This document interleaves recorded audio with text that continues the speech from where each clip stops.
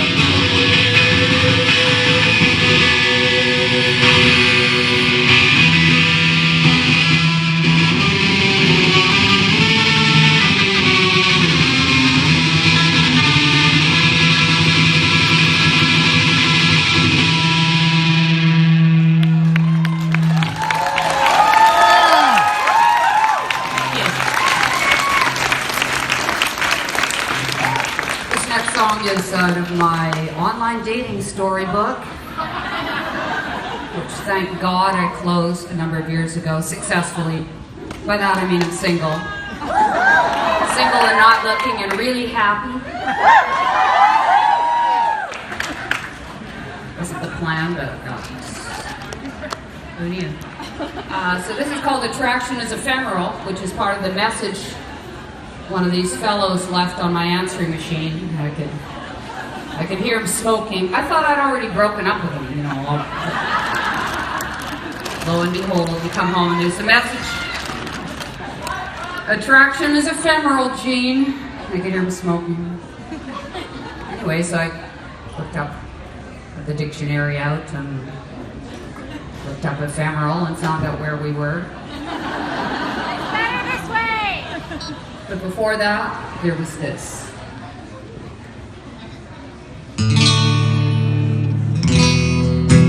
I'm intrigued by you, he says. You're beautiful, beautiful. Thank you, I say. Wondering if this is just another line, just another game. Wondering how much recent deception informs my reaction.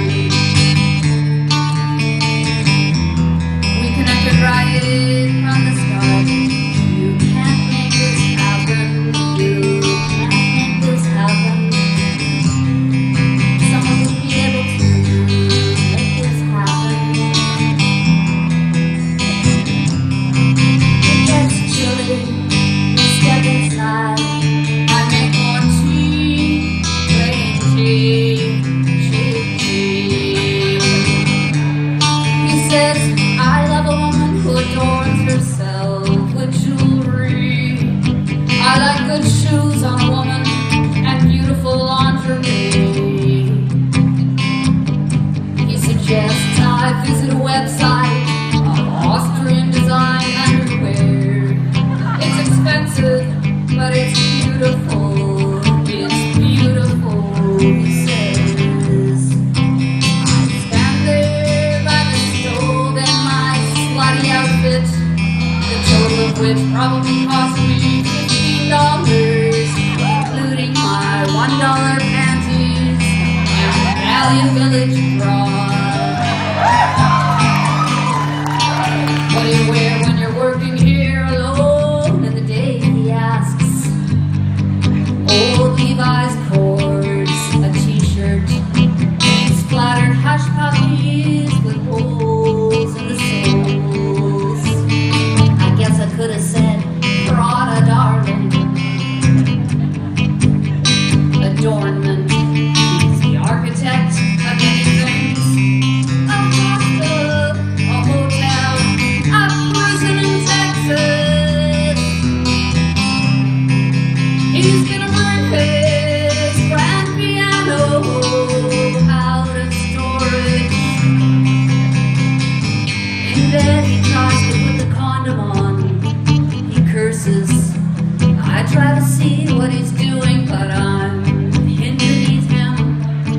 I hear him stretching the condom like he's making a balloon animal. He gives up. I lie there under him, 230 pounds. He says, am I crushing you?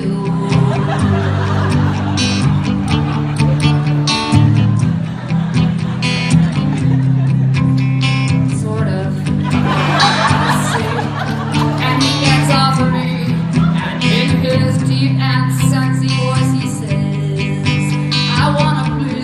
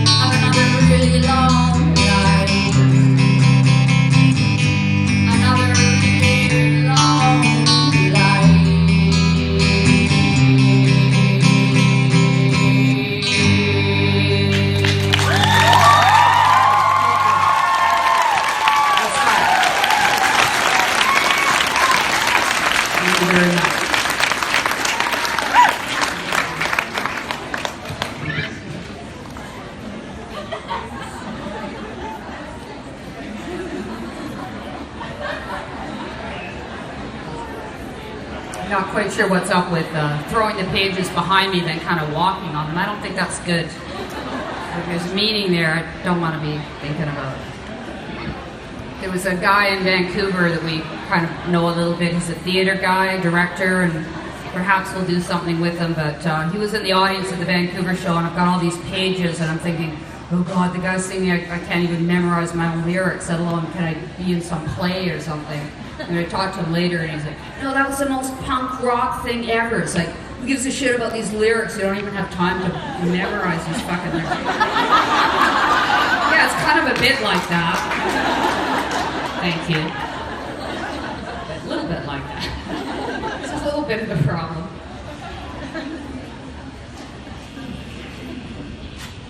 So yeah, that might not work out actually now that I verbalize. This is a song that we wrote in 1986, and we've done it off and on since that time. It would have been one of the songs that we did when we originally went down to Olympia and met some of the people that are playing tonight, or they're just a group of people that turned into Riot Girl and K Records. And that was a very exciting time for us. It was called the Black Wedge Tour. We were a bunch of poets and anti-authoritarians, and we collided with people from Evergreen State College. And that was we didn't know there was anything brewing. That's the funny thing about social movements and what looks like a well-formed, well-thought-out situation. It isn't like that at all at its original point. And but yet years later, you can kind of trace back some of the influences and history of those people, and it's totally thrilling to be playing with the Julie Ruin tonight, Kathy Hammond. So that's great to that they made that happen, to have Mecca Normal here. This is called Strong White Male.